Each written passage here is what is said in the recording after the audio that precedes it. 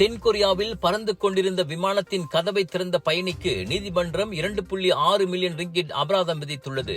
ஏசியானா airlines விமானம் 213 metre உயரத்தில் தரையிறங்குவதற்கு தயாரான போது திடீரென அவசர கதவை திறந்ததாக 30 வயது ஆடவர் கடந்த ஆண்டு நவம்பரில் குற்றம் நிரூபிக்கப்பட்டார். இந்நிலையில் விமான நிறுவனத்திற்கு அவர் வழங்க வேண்டிய இழப்பீட்டுத் தொகையை நீதிமன்றம் நேற்று முடிவு செய்தது. கடந்த ஆண்டு மே மாதம் 26ஆம் தேதி பள்ளி மாணவர்கள் உட்பட 197 பயணிகளுடன் விமானம் சென்று கொண்டிருந்த போது 9 ஆரம்ப பள்ளி மாணவர்களுக்கு மூச்சு திணறல் ஏற்பட்டது.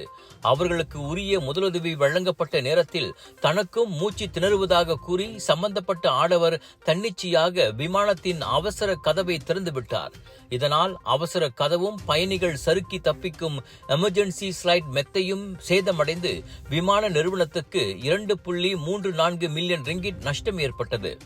விமானம் பாதுகாப்பாக தரையிறங்கியதும் பாதிக்கப்பட்ட மாணவர்கள் மருத்துவமனைக்கு கொண்டு செல்லப்பட்டனர். கைதான நபருக்கு ஏற்கனவே 3 ஆண்டுகள் சிறை தண்டனை விதிக்கப்பட்டு மனநல பரிசோதனையை மேற்கொள்ளுமாறும் உத்தரவிடப்பட்டது. உங்கள் சிறந்த ஆரோக்கியத்திற்கு அளவான எண்ணெயுடன் சிறந்த முறையில் தயாரிக்கப்பட்ட சைவம் அசைவத்திற்கும் பொருந்தும் சூப்பர் ஊறுகாய், பச்சை கொடி சிவப்பு மீன் சின்னம் கொண்ட ஸ்ரீ மீனாட்சி ஊறுகாய்.